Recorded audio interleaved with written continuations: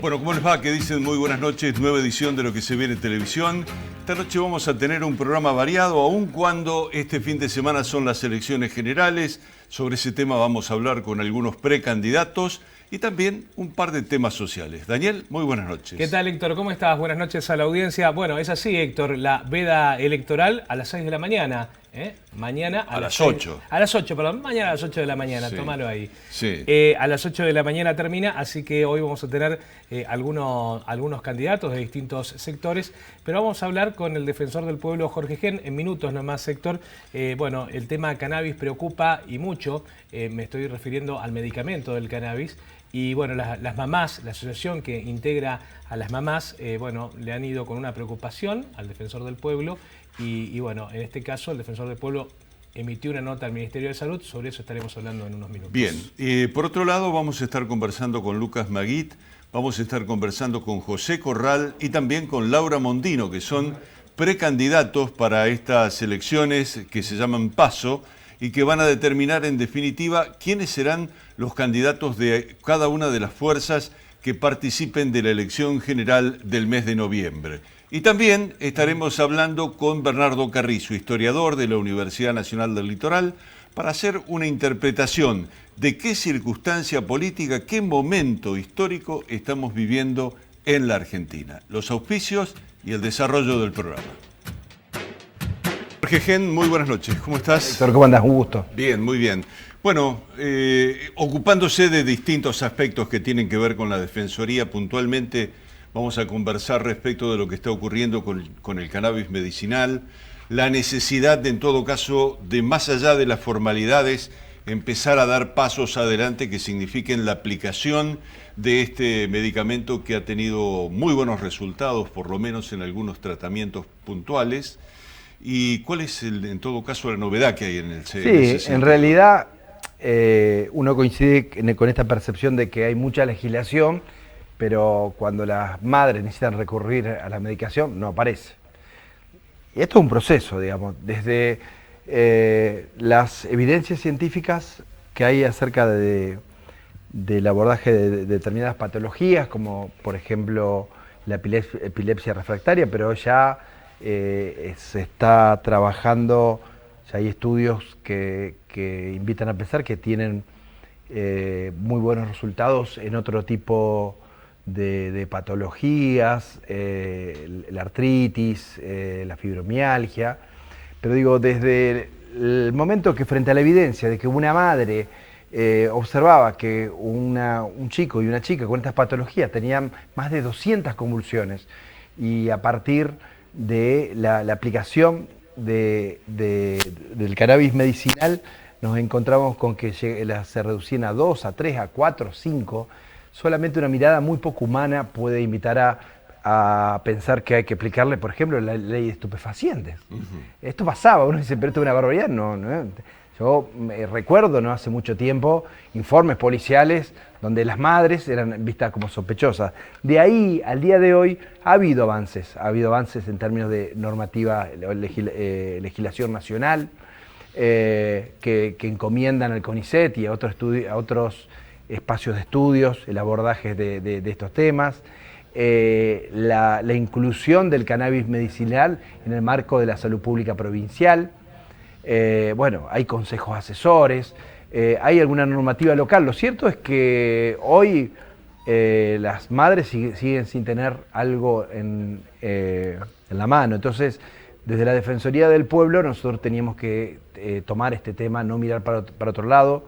Es cierto que hoy hay mucho menos prejuicio que antes, pero sí a veces se advierte en ciertos sectores políticos como no involucrarse en algo, pues dice cannabis medicinal, no vaya a ser que alguien distraído me confunda el tema y crea que estoy hablando de otra cosa. Entonces pareciera que uno quisiera tener lejos, sobre todo frente a la sociedad, este tipo de temas. Esto hay que decirlo porque es así, sí. Y lo hemos visto en todos lados. Entonces, frente a este dato de la realidad de una madre que te cuenta que su vida cambió, su vida también, la madre del hijo, pero también la vida de la madre. Un niño que tiene 200 convulsiones al día. Esto es así. 200, no es vida. No es vida, exactamente, no es vida. Entonces, nos parece que frente a esto toda discusión queda absolutamente subsumida al dato de la mejora de calidad de vida. Entonces, bueno, nos hemos reunido con Macame, que es una asociación que hace mucho tiempo viene trabajando sobre este tema.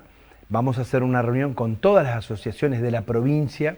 Hay organizaciones en Rosario con niveles de desarrollo muy grandes, pero también hay en Reconquista, en las colonias, en diversos lugares.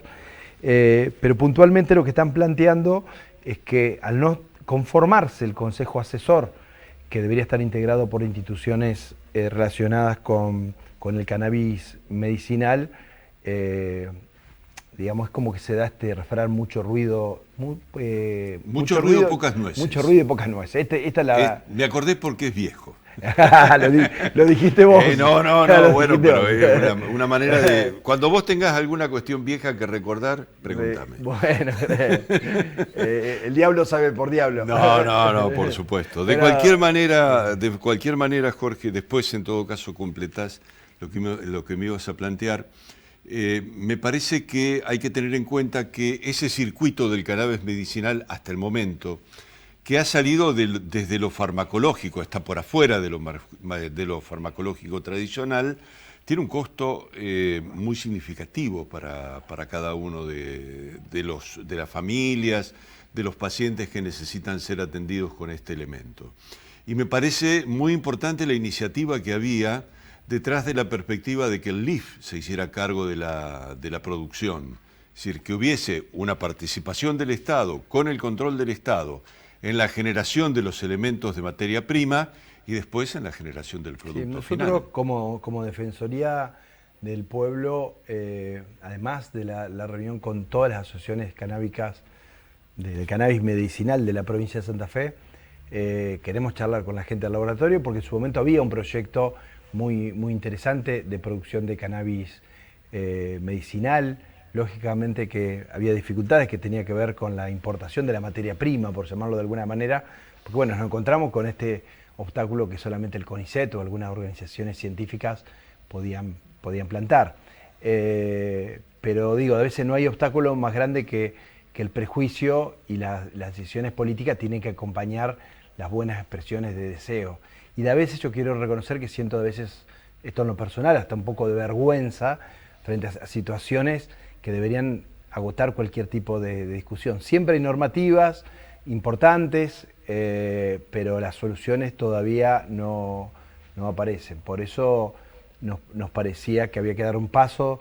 Yo aspiro a poder juntarme con el ministro para ver qué soluciones se pueden pensar para que el Consejo Asesor se conforme y para que este tema esté instalado definitivamente en la agenda pública de manera tal de que las madres puedan tener una respuesta. Bien, ¿ese Consejo Asesor tiene alguna estructura ya predeterminada, digo, de sí, quiénes pueden participar? Fundamentalmente... Desde la formalidad estoy planteando el tema. Fundamentalmente es el espacio de participación de las organizaciones de la sociedad civil. Yo sé que este es un programa que siempre le ha dado mucha importancia a la participación de estructuras de la organización civil en las decisiones públicas y nosotros también se ha avanzado mucho.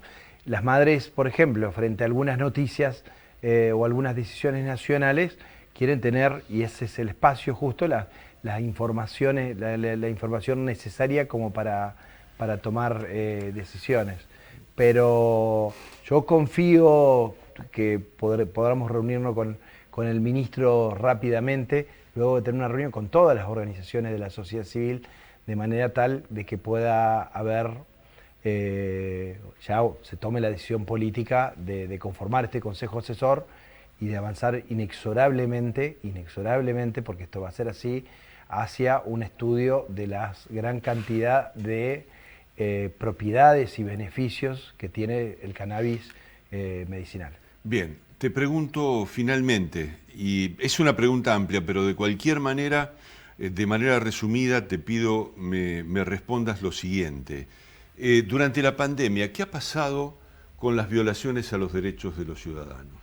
Bueno, se ha observado, por ejemplo, en todo lo que es la mirada de género, una desproporción en cuanto a las tareas de cuidado. No nos olvidemos que era un tiempo donde había que respetar determinadas restricciones, pero había que seguir trabajando. Y esto afectaba en forma desigual a las mujeres, y además de ello, frente a la violencia había una mayor indefensión.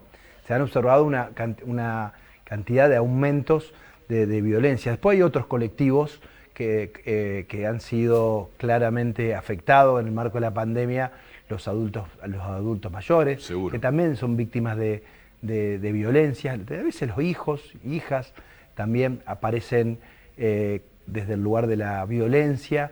Bueno, personas con discapacidad también. Por eso es importante que una Defensoría del Pueblo esté cerca, porque si bien los intereses del Estado pueden ser, digamos, concomitantes con los intereses de la gente, no siempre. A veces los intereses del Estado no son iguales a los intereses de la gente. Individuales. Y ahí es donde tiene que aparecer, frente a la violación de estos derechos, tiene que aparecer una defensoría con convicción. ¿Cómo se portaron los bancos, las tarjetas de crédito? No, ha habido, en algunos casos se han observado una intención de sacar determinada ventaja sobre un proceso de aceleración del mundo digital. Nosotros hemos recibido una gran cantidad de denuncias de personas que contrataron un seguro sin saber por qué, porque apretaron un botón que entendían que era un avance a la gestión y lo que estaban dando su conformidad para ello. Ni que hablar con el tema de las estafas telefónicas. Esto está al orden del día. El primer antídoto para no ser víctima de una violencia de este tipo es saber que a vos también te puede pasar. Porque son muy inteligentes, no es una cuestión, no es que se agarraron al que le vendió un buzón. Esto no es así. Tenemos que desmitificar esto para estar atentos, porque te van llevando de forma tal, con trabajo, y van mejorando el tema de manera tal de poder llevar adelante la comisión del delito. Por eso, a veces aclarar que nunca des tu CBU, no va a haber intermediarios del Estado que te van a llamar, no te acerques a un cajero por indicación de una llamada telefónica, porque después quizás sea muy tarde. Bueno, pero muchos de estos reclamos han sido o han formado parte de la agenda de la Defensoría del Pueblo. Bien, Jorge, muchas gracias por venir al por programa. favor, gracias. Y como decía recién el Defensor del Pueblo de Santa Fe, plantear esta cuestión de la atención y sobre todo el hecho de ir a hacer el reclamo donde corresponde, ¿no? Ir a lograr algún tipo de respuesta de parte del Estado, en este caso la Defensoría del Pueblo, cuando observen que hay abusos de distintas empresas con posiciones dominantes, que es fundamentalmente la situación, por decir, si se quiere, del común denominador de lo que ocurre cada vez que hay una injusticia en la sociedad. Los auspicios y en un instante retomamos el programa. Continuamos en lo que se viene televisión. Le queremos dar la bienvenida a Lucas Maguit, precandidato a concejal de la ciudad de Santa Fe. ¿Cómo estás, Lucas? Bien, muy bien. Gracias por invitarme. Perdón que estoy así vestido, pero estamos en plena campaña, plena recorrida, el último día. Así que bien, estamos bien. Bien, si bien el programa es de noche, acaban de terminar con esta recorrida. Así es. Bueno, de cara a lo que se viene, propuestas, porque viste que la gente está cansada de que se peguen entre los mismos sectores. En este caso, vos sos una persona que venís planteando propuestas. Sí, yo no estoy a favor de la política mediática, no me parece que sea el camino correcto a seguir. Cuando encaramos esta campaña tomamos la decisión de llevar propuestas adelante, que sabemos que no la vamos a lograr de un día para el otro, pero sí es el inicio de un camino. Nosotros estamos proponiendo el boleto laboral gratuito para los trabajadores que ganen menos de 2 sueldos mínimos vitales y móviles, personal de salud y de seguridad y monotributistas. Porque entendemos que si esas personas logramos no cobrarle el boleto para ir a trabajar, esto lo quiero aclarar bien, para ir a trabajar, primero le aumentamos el salario de una manera directa en un 15 a 20%. Y segundo, reactivamos la economía barrial, la economía de cercanía. Seguimos planteando desde nuestro sector salud 24 horas, que es los centros de atención primaria estén abiertos las 24 horas para darle la atención al vecino. porque en Rosario están funcionando gracias al aporte de la provincia. La provincia destina 4.000 millones de pesos a la ciudad de Rosario y a nuestra ciudad no destina nada. Y en este momento que se amplió el sistema de salud por la pandemia, el gobierno está actuando mal en cortar esos contratos en vez de reubicar ese personal. Primero, para reconocerle su esfuerzo y su valor después de una pandemia. Pero segundo, porque es lo que más solicita el vecino. Y por último, después de una pandemia, entendimos todos los santafesinos la necesidad de estar conectados.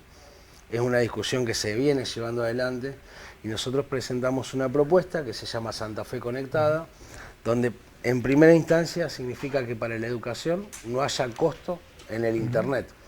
Es muy sencillo de hacer, cualquier programador lo explica mejor que yo, pero es con las direcciones de IP o las plataformas educativas no tienen costo para los datos celulares.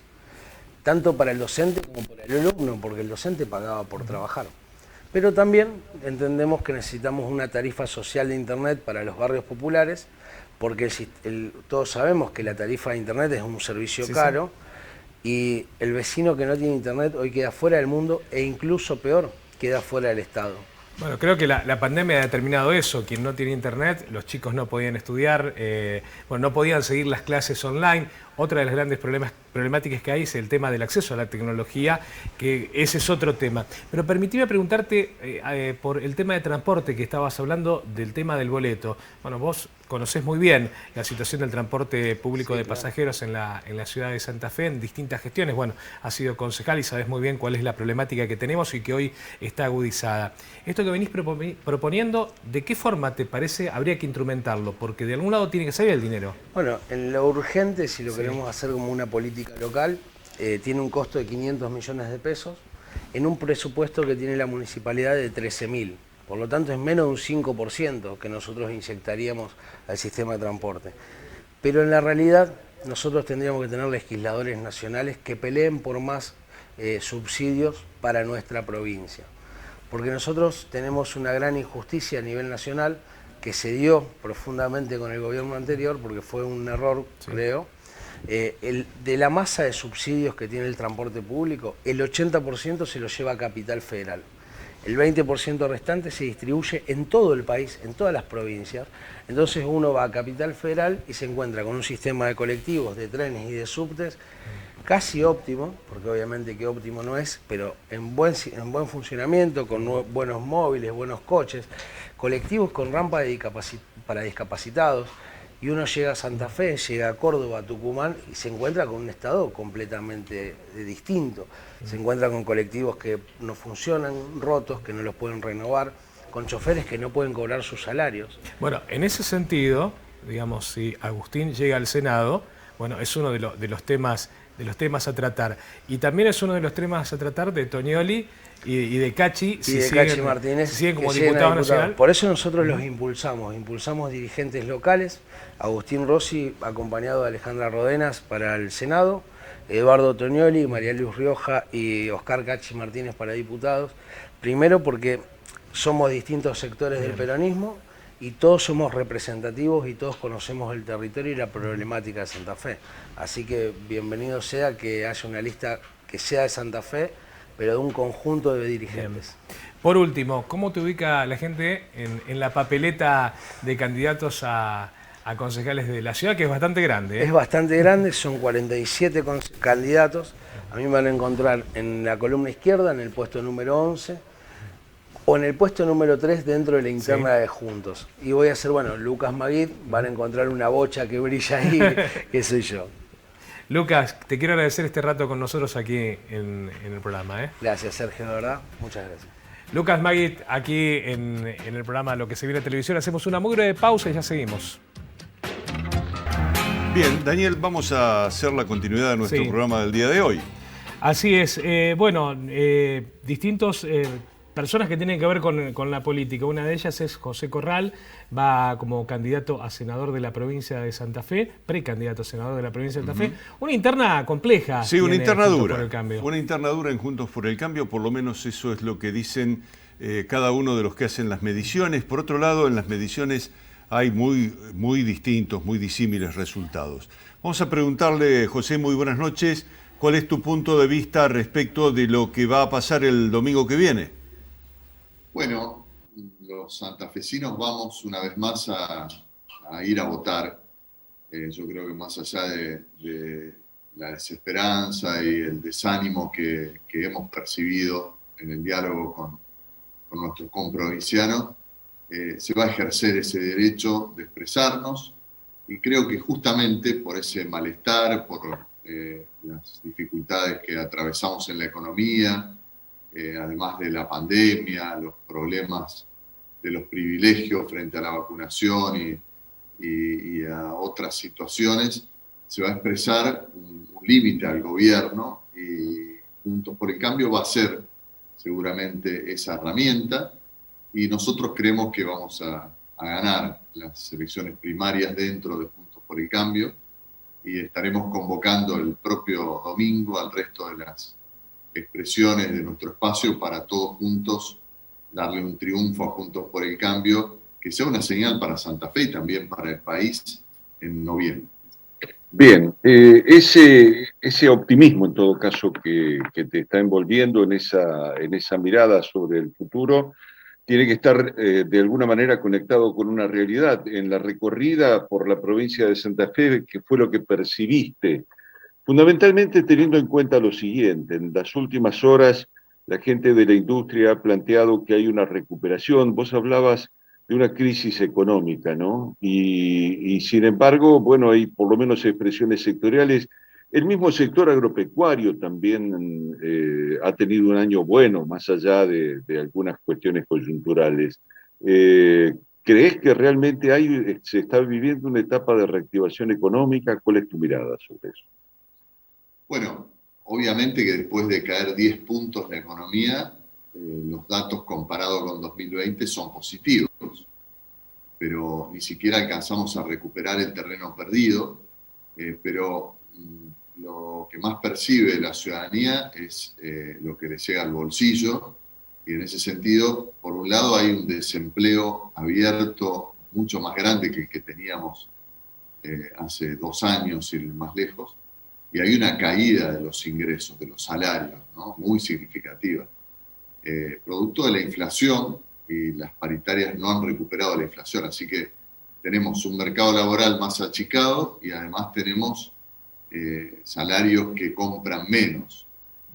Esto se ve especialmente además en las ciudades, donde ahí sí que las economías de las ciudades han sido afectadas por la pandemia y no terminan de recuperarse. Claro, en la recorrida del comercio uno ve que frente a la línea, digamos, sin ningún tipo de oscilación de 2020, ahora por lo menos hay movimiento, y eso, bueno, por supuesto que es bienvenido, pero todavía no se recuperan los niveles de actividad prepandemia, y eso lo percibe el zapatero, el que vende indumentaria, el pyme industrial, ni te cuento las personas que todavía tienen restringida la actividad, como los salones de fiesta o quienes están vinculados a la actividad nocturna, ¿no?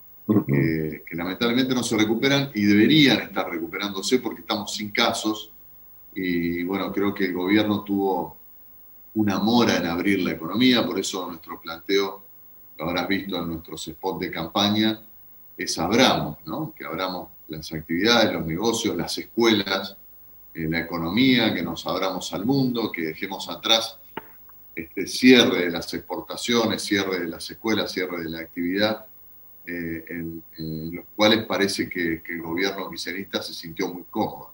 Bien, te pregunto esto último que estabas planteando y que está relacionado con la sensación de que la segunda ola de COVID ha pasado, y de alguna manera esas libertades, bueno, ya deberían plantearse en términos mucho más concretos. ¿Cuál es tu mirada respecto del manejo de la pandemia y particularmente de lo que ocurrió en la provincia de Santa Fe? Bueno, me parece que hubo un enamoramiento del cierre, ¿no? Un enamoramiento de meternos en casa. Yo se lo dije al gobernador cuando me consultó al inicio de este proceso. Estábamos en marzo de 2020. Le dije, cuidado con la economía y con la educación, hay que tener una mirada integral del problema, porque salud no es solamente ausencia de virus, incluso, ¿no? Mirando estrictamente la salud, hay un concepto más integral, incluso de salud, que incluye la salud psicológica, social. Somos personas que vivimos en relación, y todos sabemos que el que pierde el trabajo también pierde salud, y creo que no se tuvo en cuenta este enfoque integral, que por supuesto que implicaba tomar riesgos, porque a lo mejor es más fácil para una autoridad política decir que se metan todos adentro y que se vaya al diablo la economía, mientras no tengamos nadie que nos pueda acusar de que no tomamos medidas de cuidado, pero cuando esas medidas de cuidado son excesivas, es peor el remedio que la enfermedad, ¿no? Y terminamos afectando otras situaciones. No está medido, Héctor, por ejemplo, el daño en los niños y en los adolescentes. No solo en términos de pérdida de días de escuela, sino en términos de vínculos, de relaciones, de construcción de la subjetividad. Hubo situaciones realmente muy graves durante esa cuarentena extendida hasta el infinito, que creo que tiene que ver con un manejo, además poco profesional, desde el punto de vista que faltaba información, las familias y los actores económicos no sabían a qué atenerse, no estaban claras cuáles eran las medidas, nos avisaban un domingo que el lunes había que retomar la escuela y después se decidía lo contrario. Yo creo que fue una mala gestión de la pandemia, porque en realidad hay un gobierno nacional y un gobierno provincial inútil para resolver todos los problemas, la inseguridad y los problemas de la economía. Por eso tenemos una inflación cada vez más alta, y a pesar de que tenemos buenos precios internacionales de nuestros productos y condiciones económicas mundiales más favorables que las que hubo en el pasado, no estamos aprovechando esa ventana de oportunidad. José, muchas gracias por atendernos. Que tengas muy buenas noches. Al contrario, un gusto, Héctor. Siempre agradecido por el espacio. Bien, José Corral pasando por lo que se viene televisión. Nosotros aquí también en estudios vamos a estar conversando con Bernardo Carrizo. Bernardo es un historiador de la Universidad Nacional del Litoral. ¿Cómo andás, Bernardo? ¿Qué decís? Buenas noches. Hola, Héctor. Buenas noches. Gracias por la invitación en un día tan particular.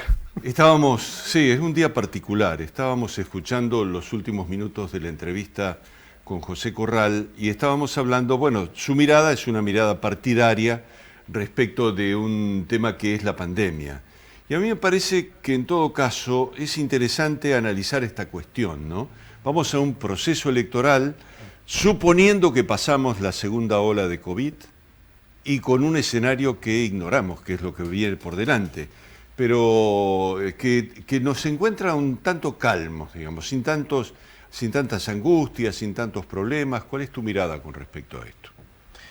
A mí me parece que el fenómeno pandémico instaló un fenómeno distinto al que la política suele desplegarse. No me estoy refiriendo a los cuidados que sabemos vinculados al fenómeno que mencionamos, pero sí hubo en la sociedad una situación más de introspección.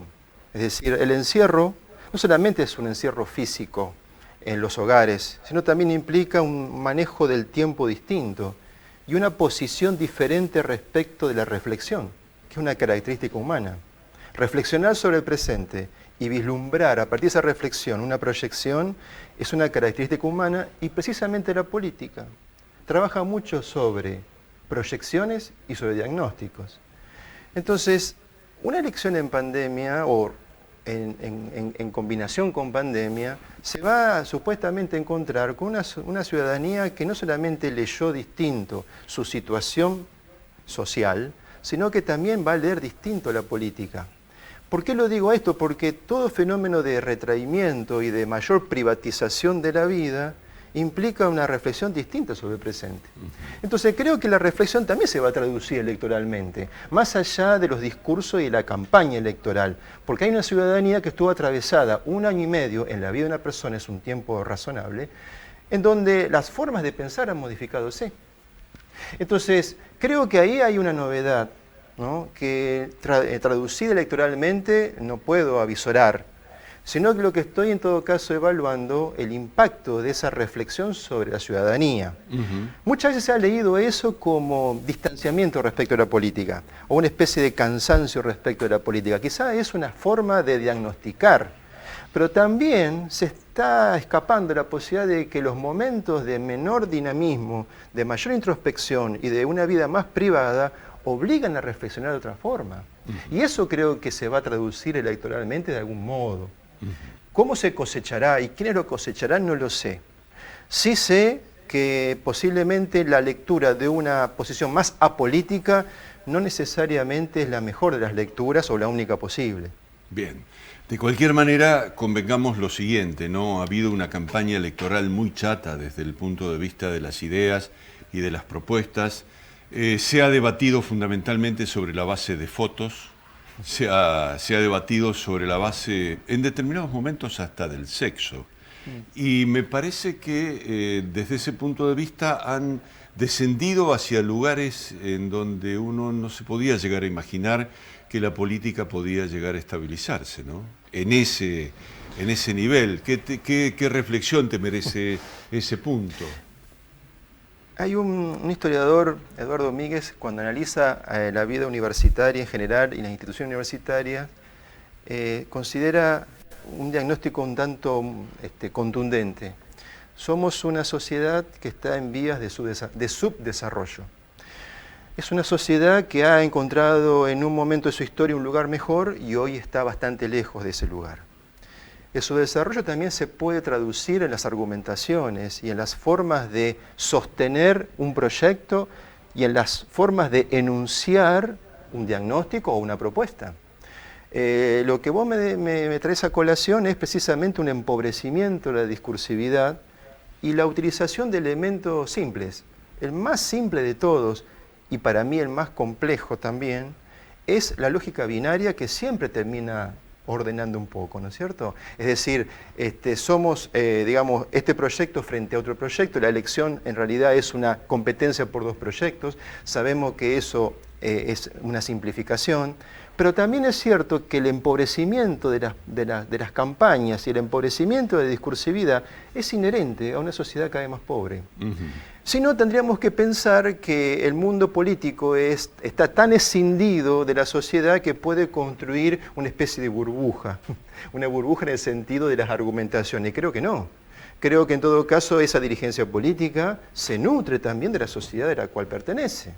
Ahora, esto que vos estás hablando, la declinación que uno podría en todo caso, en términos de calidad de vida, de ingresos en general, de ubicación de la Argentina en el mundo, década del 30, por ejemplo, del siglo pasado, a hoy, que lo podemos plantear en esos términos, ¿no? Nos coloca también, o coloca a las fuerzas políticas que fueron protagonistas de esas etapas de declinación de la sociedad, como necesariamente desafiados a tener que rendir cuentas. Y me parece que no se hacen cargo de esa situación. La política va de la mano no solamente del mundo de los derechos, sino también del mundo de las responsabilidades. Así como se nos insiste en la campaña que hoy va a terminar, la necesidad de ir a votar por una serie de motivos, pero también sabemos que es una obligación. La responsabilidad también es co-constitutiva de la política, sobre todo cuando se es gobierno, aunque cuando se es oposición también. Y la responsabilidad no solamente va en el acto de gobierno, sino en los proyectos exitosos y en los proyectos fracasados. El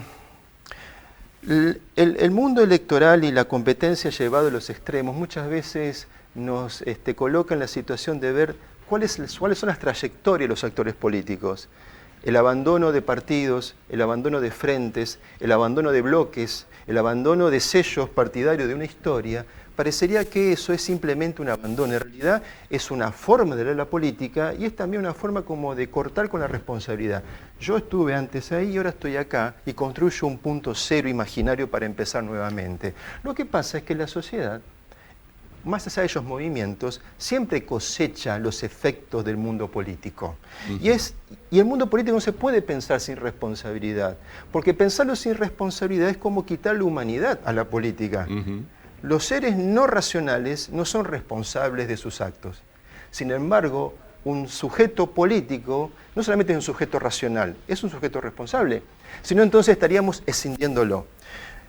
Yendo más aún a otro costado de tu planteo, creo que este momento del siglo XXI que estamos viviendo, vos dijiste el momento de la década del 30, por lo menos no podemos olvidar que los últimos 30, 35 años es el camino histórico que tenemos que ver para entender el escenario actual. Los índices de inseguridad y hoy el problema que está en la tapa de los días de repente, cuántos muertos hay en comparación entre Buenos Aires y la ciudad, entre Buenos Aires y Santa Fe, en realidad es un indicador tremendo de un problema mucho más estructural. Somos una sociedad cada vez más pobre que ha perdido el respeto al par. Cuando una sociedad, el par, es alguien que no merece mi atención porque lo deshumanizo, eso no solamente es un dato cultural, es un dato que nos califica como sociedad y que se traduce en el crimen, pero no es solamente ahí. Bien. Hay un elemento muy importante también que tiene que ver con la desigualdad de la sociedad. No solamente hay una sociedad empobrecida, sino también una sociedad que ha acentuado la desigualdad, donde hay un grupo minúsculo de gente que tiene una gran potencialidad económica, son dominantes de la situación social en la Argentina y han impuesto incluso una serie de condiciones. Hablamos en su momento de las corporaciones, ¿no? como actores importantes en el desenvolvimiento de las sociedades, hoy más que nunca en la Argentina. Sí, Héctor, las asimetrías es un poco una forma de dar cuenta de por qué esta sociedad argentina hoy tiene más una rememoración de lo que fue y una gran dificultad para la proyección. Cuando hay dificultades de proyección, seguramente que hay una crisis en la política, porque precisamente la política es lo que nos permite generar una apuesta distinta al futuro inmediato. Es muy difícil proyectar cuando las asimetrías sociales son tan vergonzantes y muestran un mundo tan de expulsión. Cuando hay nichos sociales enteros por fuera de las expectativas y del mercado, es lo que yo digo, lo que mencionaba recién, son rasgos de deshumanización de nuestra sociedad. Y es ahí donde me resulta importantísimo la responsabilidad política. Bien, te pregunto finalmente, ¿qué papel juega la reformulación ideológica del futuro? Y, en todo caso, la concentración tecnológica que va a transformar el mundo. La transformación tecnológica necesariamente se apoya en conocimiento. ¿Cómo se distribuye el conocimiento en una sociedad empobrecida? Es una gran paradoja, porque a menor capacidad económico-social de los miembros de la sociedad, menos chance hay de distribución de ese conocimiento. Yo creo que el control de la información y el manejo de esa distribución, yo avisoro que nos va a convertir en una sociedad con más tendencia al empobrecimiento. Y eso lo que hace es un poco, tiene que ver con lo que mencionabas, a mayor elitización de las formas de pensar el poder. Por eso muchas veces las crisis son situaciones en donde nos abren la posibilidad de enriquecer la discursividad analítica. Y una de tus preguntas es todo lo contrario, el empobrecimiento. Sí. Entonces, ahí hay un entrampamiento. La política necesita dar un salto y necesita leer que estamos en un momento de crisis, y no es por la pandemia. La pandemia es un componente del escenario, pero no es la responsable. Puede ser un acelerador, un agregado, pero no es el elemento estructural. Es en todo caso, ¿sabés? La imagen que tengo de la pandemia es el espejo. Es el espejo que nos obligó a mirarnos. Y no porque antes fuéramos demasiado distintos, sino que el espejo estaba un poco lejos, ahora está demasiado cerca. Gracias, Bernardo, por venir, gracias por ayudarnos a reflexionar y a pensar este momento en donde además tenemos que decidir. Estamos frente a la necesidad de decidir de qué es lo que vamos a hacer con ese elemento que tenemos en la mano, que se trata del voto, nada más y nada menos. Muchos lo desprecian. Y yo creo que es un instrumento demasiado importante. Hubo muchas generaciones que lucharon porque ese derecho permanezca en lo que tiene que ver con la individualidad, con el derecho de cada uno de los ciudadanos y de los individuos de una comunidad. Vamos a hacer una breve pausa y en la última etapa del programa. Bien, última etapa del programa, vamos a conversar con Laura Mondino, la precandidata del Frente Progresista Cívico y Social. Bueno, que no tiene internas, porque el Frente Progresista Cívico y Social, se ha puesto de acuerdo.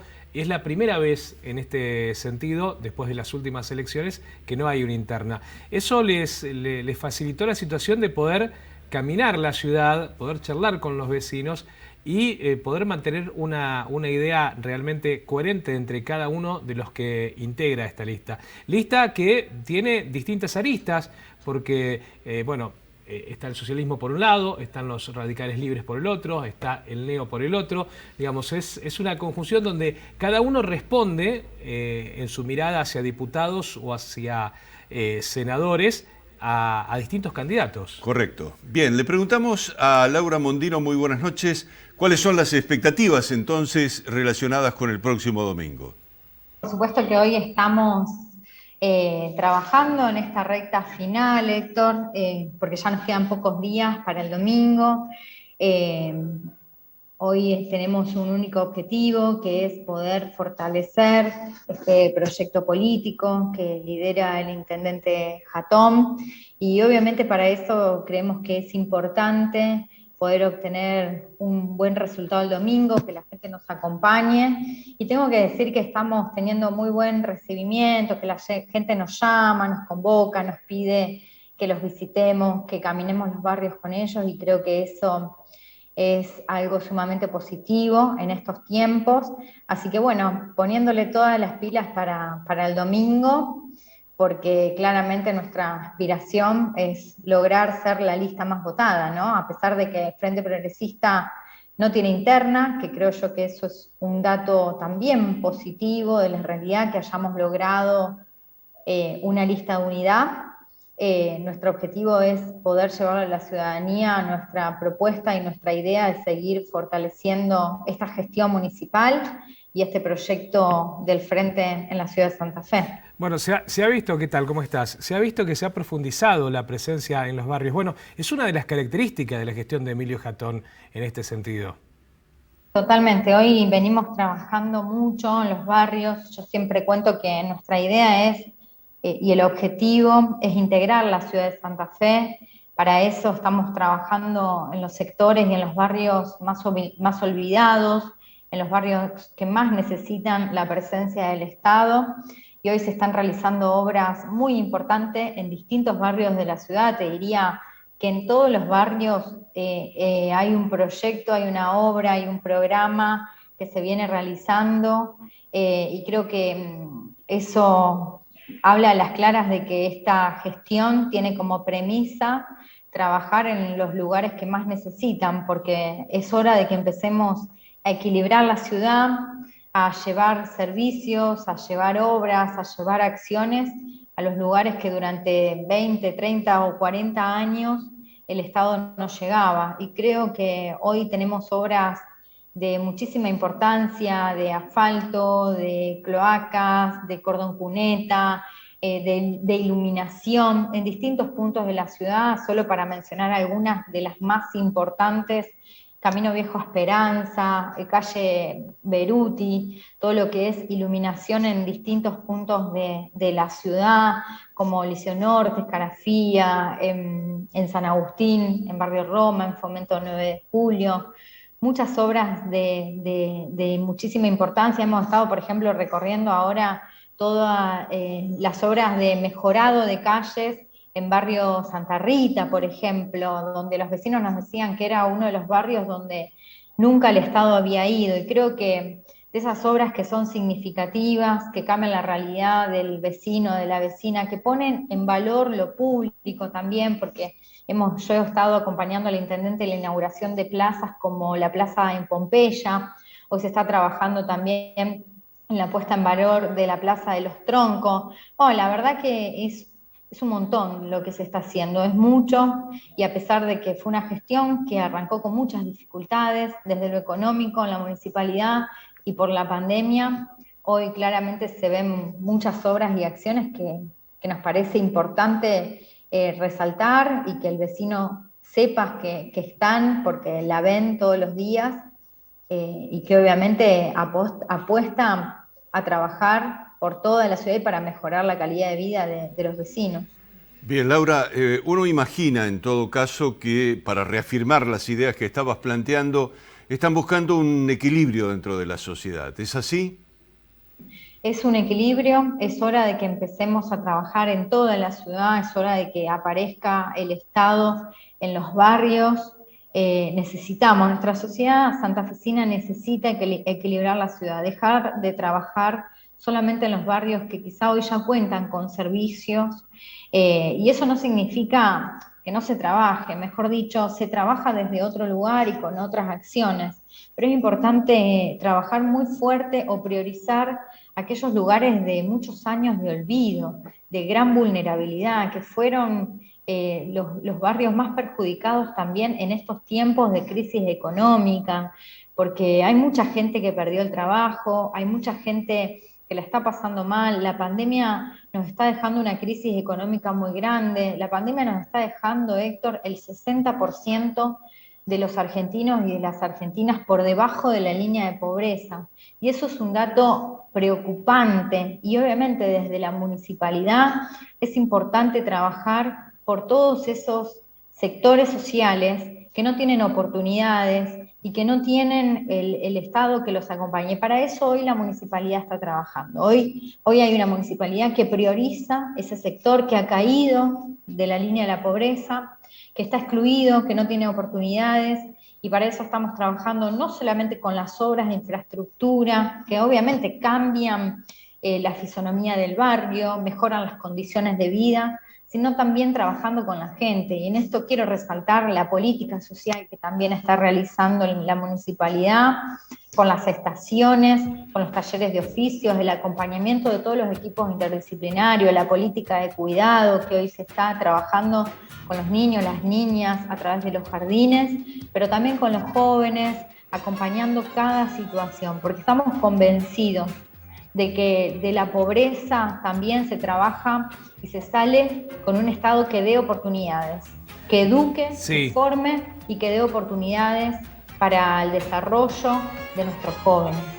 Laura, gracias por este rato con nosotros en esta noche en Lo que se viene de televisión. Bueno, ya no nos queda el programa. Héctor, no nos queda más nada. Así que, señor director, nos volvemos a encontrar con usted, con toda la audiencia, por supuesto, la semana que viene. Muchas gracias.